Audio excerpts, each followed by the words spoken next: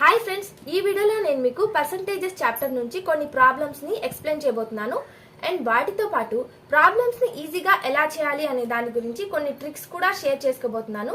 So వీడియోని ఎక్కడా skip చేయకుండా చూడండి. అండ్ మీకు నా వీడియో నచ్చితే లైక్ చేయడం మర్చిపోవద్దు. ఇది మన ఫస్ట్ ప్రాబ్లం. సో మనకు ప్రాబ్లం ఏమి ఇచ్చాడో చూద్దాం.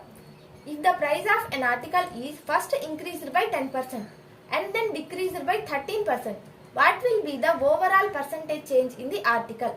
ఈ ప్రాబ్లంలో ఏమి ఇచ్చాడంటే, ఒక ఆర్టికల్ యొక్క ప్రైస్ ఫస్ట్ 10% ఇంక్రీజ్ అయింది అన్నాడు, నెక్స్ట్ 13% డిక్రీజ్ అయింది అన్నాడు.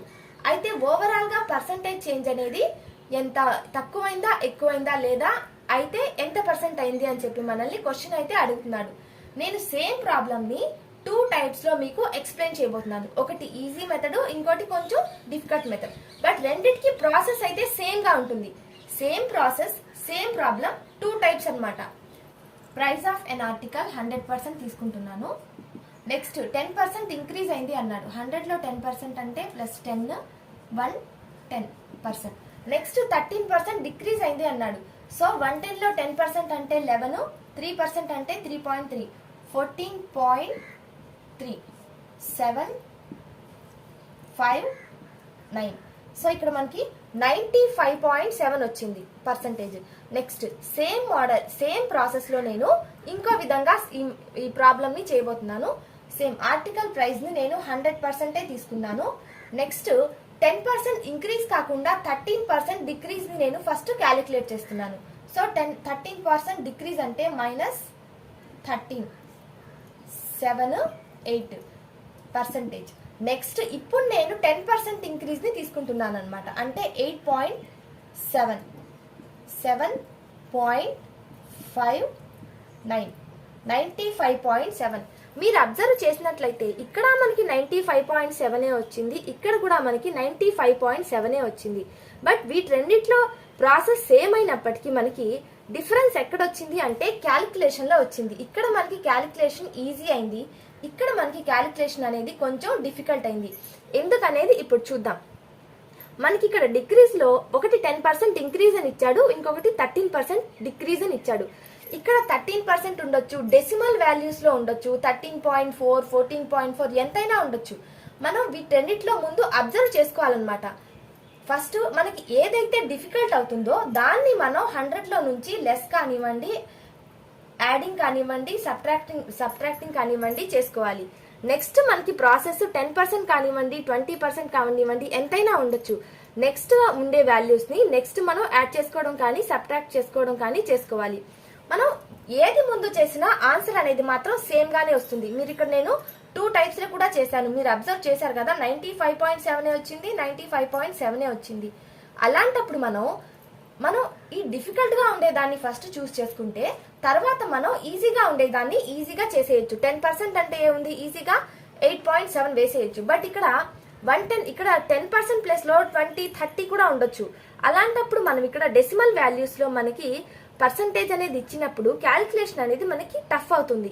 ఎగ్జామ్ లో మనం చాలా టెన్షన్ లో ఉంటాం కాబట్టి మనం ఏదైనా ఒక చిన్న తప్పు చేసినా కూడా మనకి ఆన్సర్ అనేది రాదు, టైం అంతా వేస్ట్ అవుతుంది. అలాంటప్పుడు మనకి ఈ ట్రిక్ చాలా బాగా యూజ్ అవుతుంది. ముందు మనకి పర్సంటేజెస్ ఎంత ఇచ్చాడో చూసుకోండి. మనం ఏది ఫస్ట్ చేసినా మనకి ఆన్సర్ అనేది సేమ్ వస్తుంది. సో అలాంటప్పుడు మనకి ఈజీగా ఏది ఉంటుంది, ఫస్ట్ మనం 100 లో నుంచే చేస్తాం కాబట్టి 13 పాయింట్ ఎంతైనా కావచ్చు. మనకి డిఫికల్ట్ గా ఉండేదాన్ని ఫస్ట్ లెస్ చేసుకోండి లేదా యాడ్ చేసుకోండి. దాని తర్వాత మనకి ఈజీగా ఉండేది యాడింగ్ కానీ సబ్ట్రాక్టింగ్ కానీ, ఇంక్రీజ్ అయినా కూడా డిక్రీజ్ అయినా కూడా మనం ఈజీగా క్యాలిక్యులేషన్ అనేది చేసేయచ్చు. సో సేమ్ మోడల్లో నేను మీకు ఇంకొక ప్రాబ్లం కూడా చెప్తాను, మీకు ఇంకా బాగా అర్థం అవుతుంది. ఇది మన next problem. 3 successive discounts of 10%, 40%, 20% is equal to single discount of what percentage. మనకి 3 సక్సెసివ్ డిస్కౌంట్స్ అయితే ఇచ్చాడు, 10%, 40%, 20%. అయితే ఈ మూడింటిని కలిపి సింగిల్ డిస్కౌంట్ వాట్ పర్సంటేజ్ అని చెప్పి మనల్ని అడుగుతున్నాడు. మనం 100% తీసుకుంటే ఈ మూడిట్లో మనం ఫస్ట్ ఎక్కడి నుంచి స్టార్ట్ చేసినా కూడా మనకి ఆన్సర్ అయితే సేమ్ వస్తుంది. ఫస్ట్ 10% తీసుకున్నా, 40% తీసుకున్నా, 20% తీసుకున్నా మనకి ఆన్సర్ అయితే సేమ్ వస్తుంది. బట్ మనం ఏది పెట్టి చేస్తే మనకి ఈజీ అవుతుంది, ప్రాబ్లం అనేది తొందరగా సాల్వ్ అవుతుంది, టైం అనేది మనకి మిగులుతుంది అనేది మనం ఆలోచించాలి. నేను ఫస్ట్ 40% తీసుకుంటున్నాను. సో డిస్కౌంట్ కాబట్టి మైనస్ 40%. 100లో 40% అంటే 40, 60. నెక్స్ట్ 20% తీసుకుంటున్నాను. సో 20% అంటే మైనస్ 12, 8, 4. సో ఇప్పుడు నేను 10% తీసుకుంటున్నాను అనమాట. అంటే 4.8 మైనస్ 10% కాబట్టి 2.34, 43.2% మన నాకు వచ్చింది. బట్ ఇక్కడ తను ఏమంటున్నాడంటే discount of single discount of what percent అని అడుగుతున్నాడు. నాకు 100లో 43.2% వచ్చింది. నాకు డిస్కౌంట్ కావాలంటే 100లో నుంచి 43.2%ని నేను లెస్ చేయాలి. సో 865, 56.8% నాకు డిస్కౌంట్ అనేది వచ్చింది 100% మీద. సో ఈ విధంగా నేను ఫస్ట్ 40% తీసుకున్నాను, నెక్స్ట్ 20% తీసుకున్నాను, ఆ తర్వాత 10% తీసుకున్నాను. విధంగా అయితే ప్రాబ్లం ఇచ్చారో అదే సీక్వెన్స్లో మనం చేయాల్సిన అవసరం అయితే లేదు. మనకి ఏదైతే కన్వీనియంట్గా ఉంటుందో, మనకి ఈజీగా ఉంటుందో ఆ విధంగా మనం ప్రాబ్లమ్ని చేసుకోవచ్చు. మనకి ఆన్సర్లో అయితే ఎలాంటి డిఫరెన్స్ రాదు. సో నేను మీకు ఇంకొక ప్రాబ్లం కూడా ఎక్స్ప్లెయిన్ చేస్తాను, మీకు ఇంకా బాగా అర్థమవుతుంది. ఇది మన next problem. If the length of a rectangle is increased by 10% and breadth decreased by 20%, find the percentage change in the area of the rectangle. ఇందులో మనకి length of the rectangle increased by 10% అన్నాడు. So length 10% increase అయింది అంటున్నాడు. Next breadth 20% decrease అయింది అంటున్నాడు. Increase కాబట్టి arrow mark పైకి పెట్టాను, డిక్రీజ్ కాబట్టి యారో మార్కు కిందకి పెట్టాను. అయితే మనకి ఇక్కడ ఏం అడుగుతున్నాడంటే percentage change in the area of the rectangle. Area of the rectangle percentage అనేది ఎంత చేంజ్ అయింది అంటున్నాడు.